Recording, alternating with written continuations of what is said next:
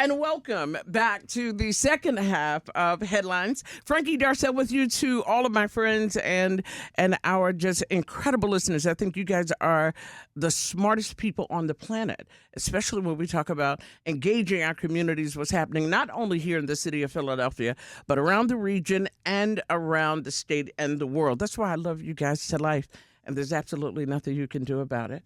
And I like to invite all of the smart people, too, to join me. I am so excited to have with me, finally, the Honorable City Council Member Anthony Phillips.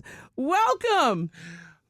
Well, thank you so much for welcoming me, Frankie. I'm so excited to be here. I listen to you every Sunday as I drive the church bus, and it's just so happy to be here with you. First of all, don't be so humble. He said, I listen to you every Sunday. Thank you.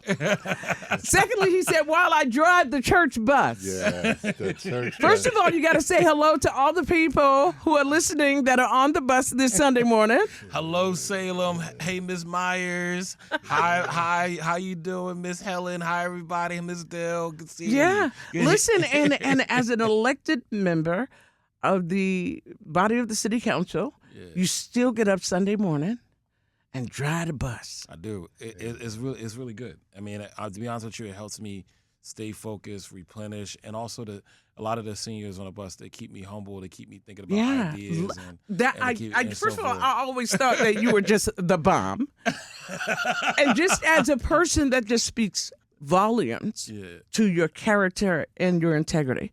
First term, how you feeling? Feeling great. We have a really energetic city council. All 17 of us, for the most part, are really working together.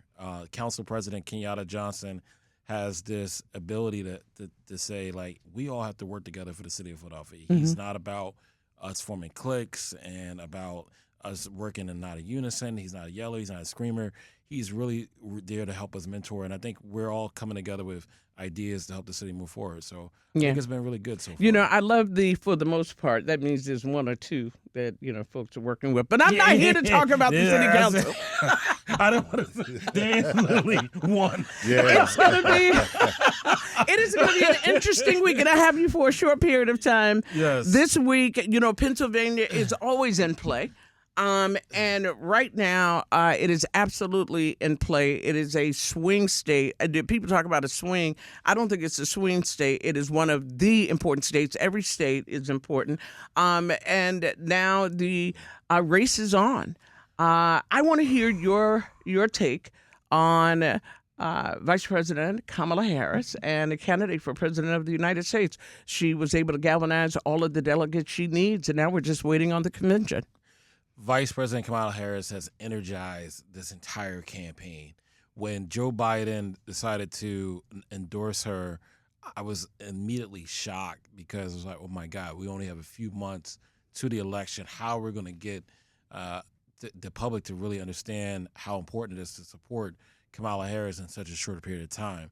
But immediately, everyone around the city of Philadelphia and also nationally, was seeing that people were like, this is a person that we can get behind very quickly. And I think now, even including city officials, are doing more work to get the vote out, come up with new initiatives.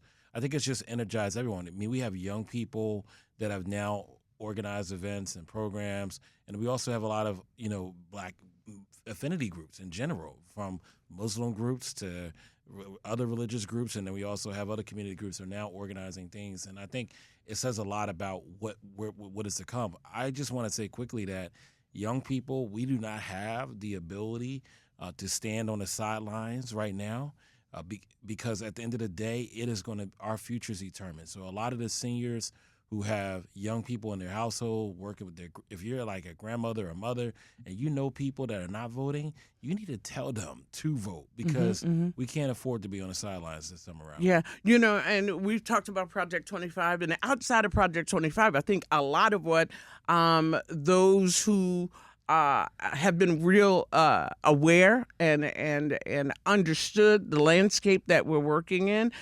particularly as it relates to President 45, that the Project 2025 document just puts in writing what we've known.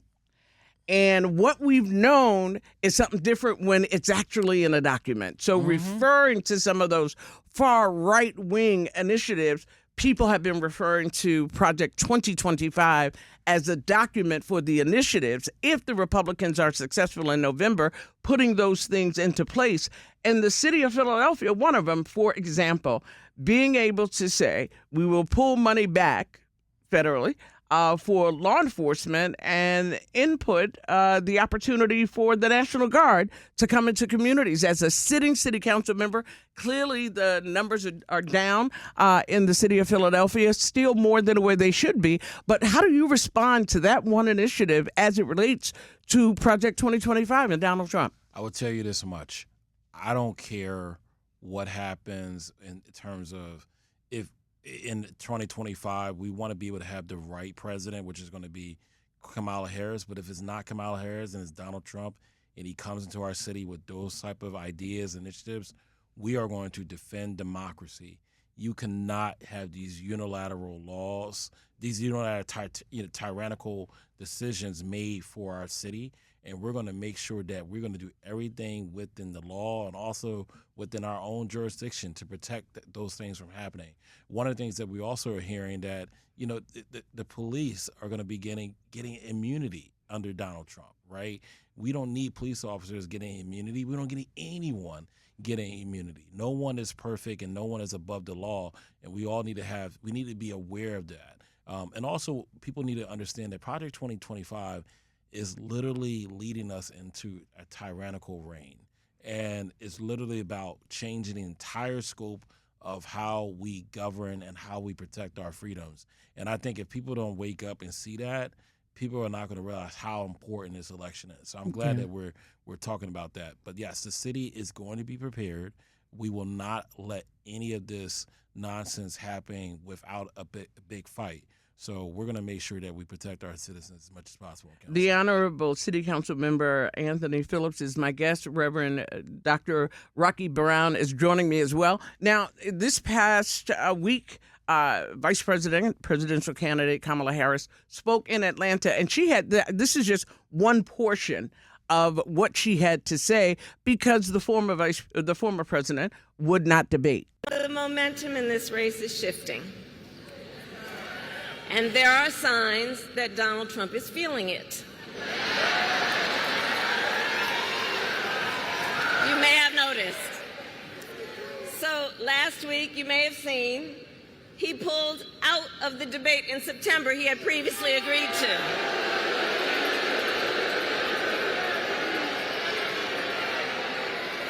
So here's the thing. Here's the funny thing about that. So he won't debate, but he and his running mate sure seem to have a lot to say about me.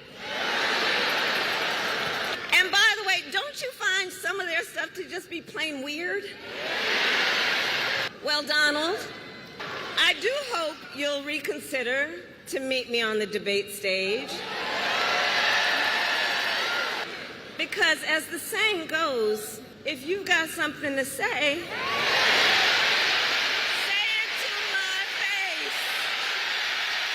face. Now, I just remember growing up in New York, and when you said to somebody, if you've got something to say, say it to my face. Yes.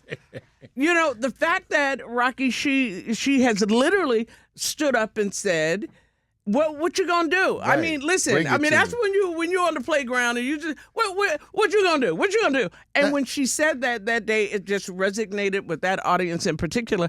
If you've got something to say it to my face. And yet, here's a guy who is misogynistic, and to have the candidate say it to my face, and they still won't say it to their face. Your thought on that? It shows. I saw this meme the other day on the radio, and on social media, and it said, "Why did the chicken cross the other side of the road?" And it said because he didn't want to debate Vice President Harris, and I mean that was so on point. They are talking, him and JD are talking all that, but when it comes to putting you know, the pudding in the pie, they're not there. They're not there. And I'm just excited. First of all, she's a black woman. And then one of the things I learned even growing up in the black neighborhood, when you challenge a sister verbally, you in trouble. And he don't know, both of them, him and J.D. Vance don't know what they are in for. Yeah. You know, there was a conversation after the shooting a couple of weeks ago that maybe there would be a little bit of humbleness after that shooting. And he, meaning Trump, even recognized that, you know, I might be a changed guy. Then came back 2 weeks later and said, okay, I'm going back to being my mean self. You know, and so that's why some people might even, because I'm not a conspiracy theorist, but, you know, there are moments in your life that humble you. Right. As we're having this conversation on a Sunday morning. But if you think about the conversations of the last couple of days, humble is not the word. The visceral, very ugly name-calling. You're both of you, Reverend Dr. Brown has been an elected official. You're a current elected official. I interviewed in the first portion of the show Senator Bob Casey. You know, this is a tough time for politics, and you decided to walk in the tall grass with the big dogs, remember? Yeah, definitely. I mean, we, even as city council, because of all that's been going on, we've been thinking about ways in which we can do more security things around City Hall just to protect residents and also members and staff, because what's happening in the city of Philadelphia is we are now getting the remnants of what's happening nationally. People are believing that they can send us threats, do physical threats to folks. We get letters pretty much every week about, you know, calling us all types of names, you know, racist names, nothing to do with policies or initiatives. So it is a very difficult time to be a public official. So you just got to be, in this particular world right now where we are, it's like, be headstrong, be focused. We have council. Have your head on a swivel. Have your hand on a swivel. And I think all of the council members are so committed right now to doing good for our city. We don't like the bureaucracy. We don't like this. We want levels of transparency, and we want things to be done immediately for residents. And it's taken a while because we've had so many systems in place that have just been so archaic just to get us to those places. But it's a good time to be an elected official because there's real positive people coming around. But it's also a bad time because of the atmosphere that people like Donald Trump has created. Let me, you know, really take advantage of having you in the studio moving forward, talking about some of the challenges. Don't want you to necessarily work, and I thank you for taking your time out. This is our first opportunity to really physically meet. Let me just say that I think that you are doing, you know, some incredible work. Everyone that I have spoken to about you just talk about your character, your integrity, your approachability. You know, and especially when you're representing the people, to be approachable in a time, as you just mentioned, you've got to keep your head on the swivel to make sure, right? But well respected. And although your first term over the last couple of months, expecting some big things from you, what is some of your vision? Right now, one of the greatest things that I'm working on is the transparency for residents to understand exactly how they're going to get their city services and when they're going to get city services. I think real quickly, in the city of Philadelphia, you can make a request for a stop sign. You can make a request for your street to be repaved. And oftentimes it could be a 311, but you don't have a sense of like when you're going to get your requests responded to. And if you call for even city council members, for a particular stop sign or traffic light, you might call an office and they'll say, hey, you know, so-and-so residents have said that they've been waiting for a stop sign of XYZ time, and they'll come back, well, it's on the list, right? They'll say it's on the list, but they won't tell you, you know, an approximate, if they put the request in by this week, by this month, they'll get a response, and then by that month, it should be installed. Like, there's a level of transparency that's lacking, which creates a level of bureaucracy that is not friendly to residents. I'm working on creating systems that's going to allow us to be more transparent so residents know when they want something from the city, they're going to get it, whether it's a public health department, whatever department there is. Mm-hmm. And then also quality of life issues are really, really important. We want to make sure that we're doing as much as we can to keep nuisance businesses out of our neighborhoods. So I put together a law to really tackle nuisance businesses after like 3 strikes. They could potentially be shut down if they're causing loitering, gambling, all types of noise outside of a mini mark, whatever that may be. You can potentially see that business shut down, or if they don't fix that particular problem. Yeah. So it's so much more to go. Yeah. Young You know, people's good, too. I got to tell you, don't know whether or not the city of Philadelphia has this. I can tell you in San Francisco, New York. My daughter lived in Boston for a couple of years during graduate school. But one of the things I hear so often from residents as well is just the number of protections. Let me be real clear. For the renters who are professional squatters, who just won't do the right thing by the right people, let's acknowledge them. But we also recognize that there are some owners of properties that are not doing the right thing by their citizens. That's true. They have an agency in Boston where my daughter and her roommate had an issue, and the woman didn't do what she was supposed to do. They contacted that office.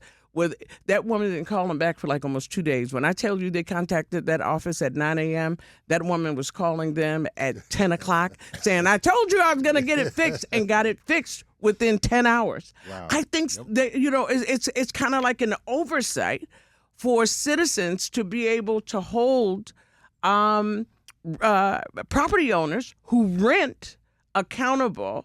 And I don't know what the agency would look like. I don't know, what it's called. Just listening to what you were saying, that came to mind. And the rents that are over the roof, the low-income housing where you've got thousands of people who are in need of that housing that can't get it, where rents are going up across the country and here in the city of Philadelphia. But for those who are renting, to have an agency within the city, I'm just saying, if the world were perfect, it would be great, because I hear from people all the time, or someone will text me or DM me, do you have any resources? Do you know of anything? Do you know of any agencies? And these are everyday working people. Absolutely. Getting up every day, doing the best they can with what they're working with, and they just can't work within the system to have some protections. It would be great if cities, period, had an agency that held property owners who rent to citizens accountable. And that's an intriguing idea. And as a legislator in the Philadelphia 9th District, one of the things I always tell people, my role is not to basically say, because you elected me, I get to do whatever I want to do in terms of making decisions. I always try to figure out how to listen to all of our neighbors so we can come to ideas, come together on an idea that's going to be really good for our city. And like listening to you helps me think about, okay, what can we do around housing? Recently, Councilwoman Kendra Brooks, Jamie Gaudier, Isaiah Thomas, and so forth, Rue Landau, they put together this package of legislation to really address like housing in the city of Philadelphia, rental assistance program. And I supported that because at the end of the day, we need to be able to help people stay in their homes. So now there's going to be a rental assistance program that's going to really be more formal and stabilized. So if you're about to on the edge of getting evicted, you can actually get dollars so you can stay in your home. But more so than that, and even conditions. Yes. So you're paying Yes. $1,000, $3,000, $2,500, and the conditions are just not conducive to the quality of life that you should be having. Some basic rights, like I shouldn't be living with rodents. Yep. My door should be closing properly. The window should be shutting properly. I wanted to make sure that we have the fire extinguishers that we have. Just that level of accountability. And I'm sure with buildings and safety or whatever, things like fire extinguishers and all those things are standard, and they should be standard across the city in general. But when it comes to renters or property owners who rent, that should absolutely not be an issue for people who are renting from them. And again, I just want to say, because I hear by people who own properties, I'm talking about people who inherited their mom or dad's home, or they bought a first starter home to become, a developer or something. I hear them saying, but yeah, Frankie, you should meet some of the people that I rent to. They're horror stories. I acknowledge you. Yes. I acknowledge that there are two sides Right. to the story, because there are professional people out there that know how to beat the system when it comes to renting property.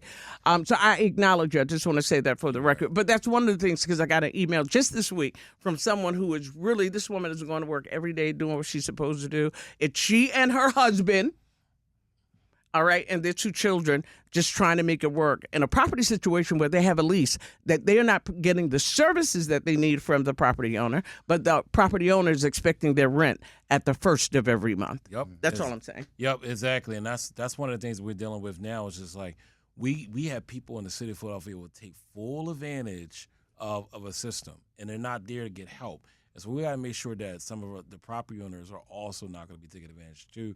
We're looking into that as well. But I will say that one of the things that bothers me in our city is that the people who yell the most normally get the services in the city. And I don't think that's necessarily fair.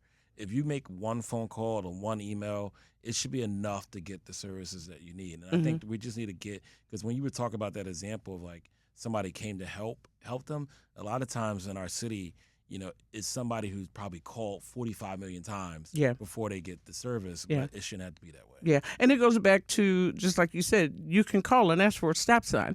And there should be transparency enough for some answers to be able to say, well, here's the process. It'll be turned over in 30 days, 60 days, and you'll have a stop sign, right? I thank you so much. We're going to wrap this up. We're going to do an after show as well. You can join me on YouTube, but I do want to give you an opportunity for any closing comments that you'd like to share with the audience. And I'm going to just say this while everyone around the world is listening. This will not be your last appearance on the